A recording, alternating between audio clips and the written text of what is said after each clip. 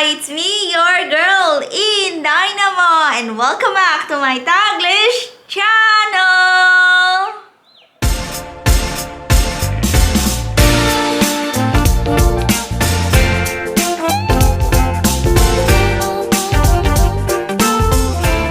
Hello guys! How are you all on either side of the universe? So guys, for today's video, we are heading different area. If you're thirsty and you feel tired, you need a break dito sa Robe sa South Australia. So guys, are you excited? What are we waiting for? Happy watching! We are in Mahalia. So here, we are in Mahalia Coffee. Visit the store and immerse yourself. Like all family homes, Robe Store is always warm, welcoming, and every customer or client alike is welcome as part of the extended family.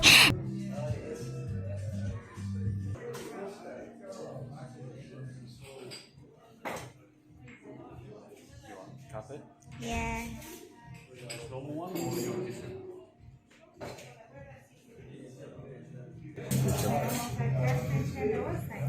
I've got chai there. I don't know if you want chai.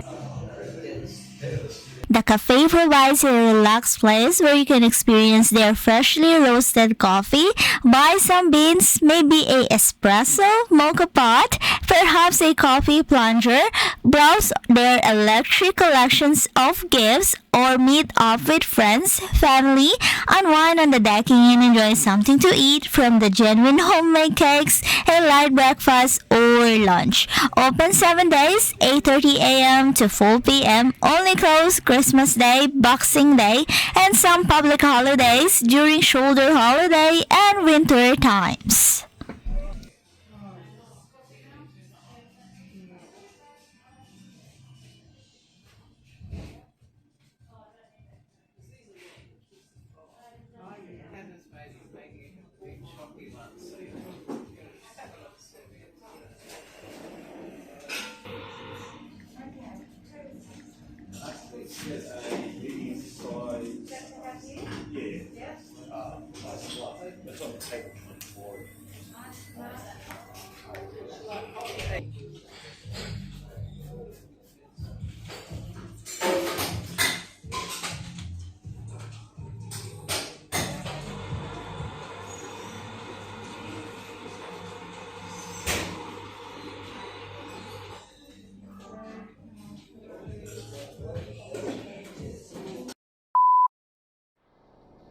Okay, so we washed the car and now I guess we probably got an hour to burn before it closes, and also we have to catch up for dinner. I think we're going to check out the brewery and at least have a beer. Please, is that the same people as dinner or is... The mango again. No, there's more Yeah, people. that's it. There's more people though. That's There's like 6 of them though. But there's second batch. They have a hybrid car. Okay, we're at Robe Brewery. Hey guys, so we are now in the Robe Town Brewery. So this is their trading hours, which is they close during Monday. So now we are going there.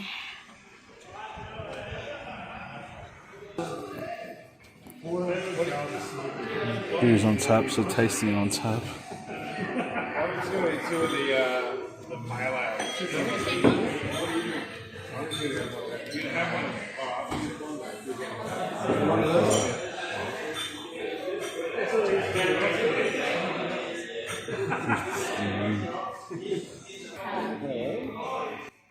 The Robe Town Brewery is a small brewery that specializes in the production of specialty beverages and ales. The family-run operation uses suitable traditional and organic methods of brewing, and it's the only wood-fired brewing kettle in all of Australia.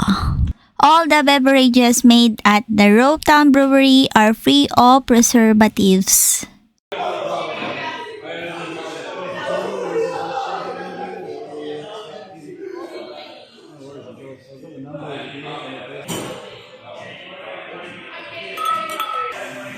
Yeah, Robe is a small town. It's only about 1,100 people live here. Oh, okay. So would you say a lot of your clients... Okay guys, so now Jax, what we are having this time? I don't have the names. I think you have the number, but I don't have the number here. Yeah, it goes from 1 to 1258. So we have the Robe Town Pale Ale, Bonnie Ale, Robe Town Session Pale Ale. Oh no, my camera is wide like that. Then we have the Moon Hop with extra Pale Ale, so it's got more hops and stuff, malts and hops. And then the number one is like a wheat beer, so that's called White Light Wheat Beer. So we'll test, and then if we like some, we'll buy some and take back. So this is what we were meant to have while we were driving, and yeah, we didn't quite get there because obviously the whole bogging situation, we ran out of time and we couldn't really find a good parking spot. So we're gonna have some food as well. Yeah, we have sweet chili here, cheese. And we have like 3 types. I think it might be pan cheddar, salami, and something else. So this would be our like a 5 o'clock lunch. The party.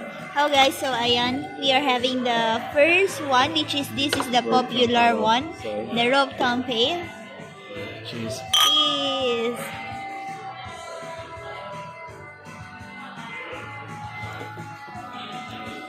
What's the taste, Jax? Beer. They said this is the popular beer here. I think it tastes okay when it's like really cold. I don't know if I've had more than one. So Jax is doing the cheese. Yes. What cheese is that, Jax? Double cream brie. So there you go. Very fancy. We just got pocket knives to go.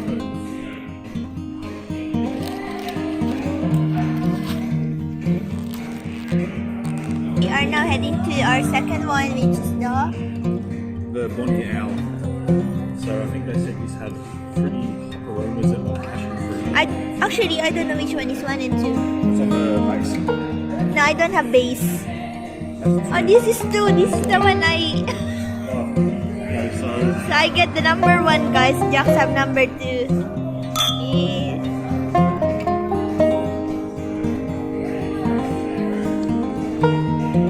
Oh, so this is the famous, guys. This is so fruity. So this is number 2, number 1. Like it says it, I guess. Okay, guys. So number 5. What is this, Jax? The moon hop. So extra colour, so it's meant to be extra fruity and stuff. And as you do that, I get a cookie Roberto. I thought we're going cheers. So here, guys. So now I'll show you a photo here. We managed to get some actually, so yes, I can tell you over dinner.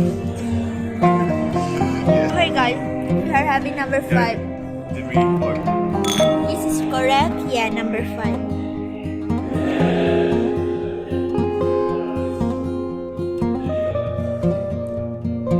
Extra hops, extra. I smell the malt there. Saturated. Yeah. Yeah, white light. So malted wheat, barley, subtle coriander seed, and orange zest. So it's going to take on the Belgian wheat beer. So we'll see InDaynaMo apparently. So this is number 8. This is my number 8. We're gonna see. Yeah, we got number B.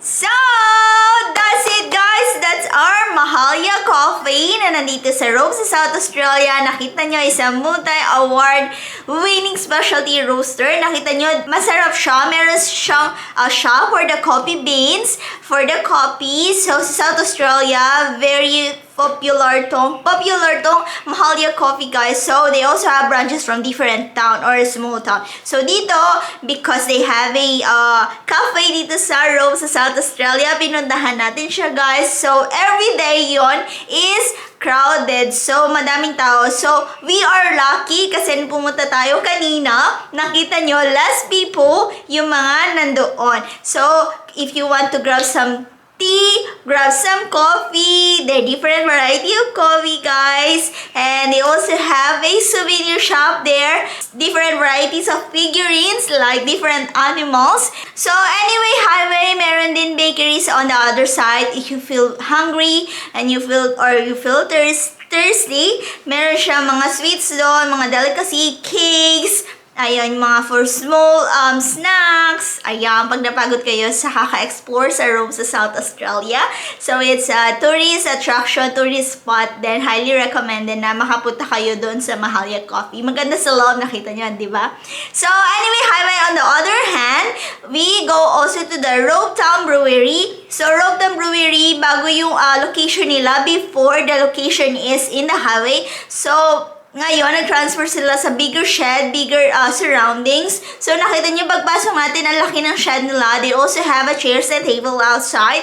They also have an ample parking lot for your vehicles. If you will know somebody here in Australia or colleagues and friends, and highly recommended, we do highly recommended na puntahan to yung ganitong mga brewery, locals, support locals, guys, dito sa amin, dito sa South Australia. So, nakita nyo kanina, guys, if you will do a beer tasting, so like we do earlier, yung beer tasting, so 4 beers of your choice, you choose 4 beers, it costs $15 AUD.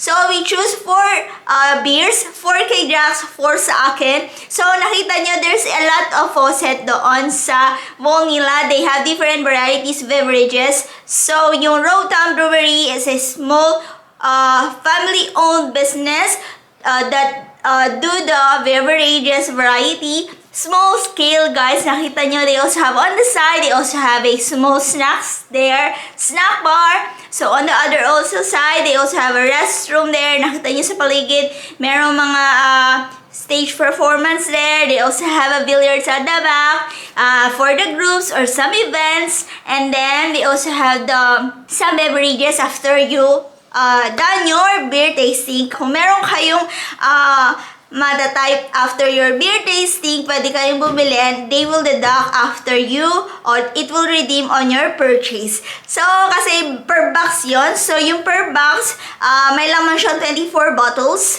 So, bottle siya, guys. Hindi siya plastic. So, 24 bottles. I forgot the name. If you will buy it, like 24 bottles in a box. So anyway, I will put their socials in my description box down below, and you can check them out, guys. If you have your relatives, colleagues, family, and friends, we duly highly recommend dito sa Robe Town Brewery and Mahalia Coffee, guys, kapag magagawi kayo ng Robe sa South Australia, guys. So, that's the end of our chilling, relaxing, refreshment for today's video dito sa Mahalia and dito sa Robe Town Brewery. I hope you enjoy watching. You learned something today.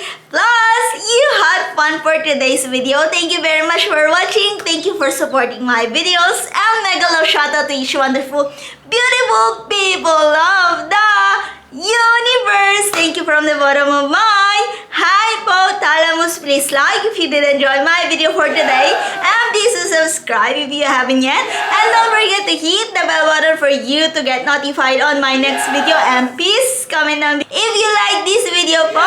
And see you when I see you on my next one. Bye bye, guys. Be good. You take care.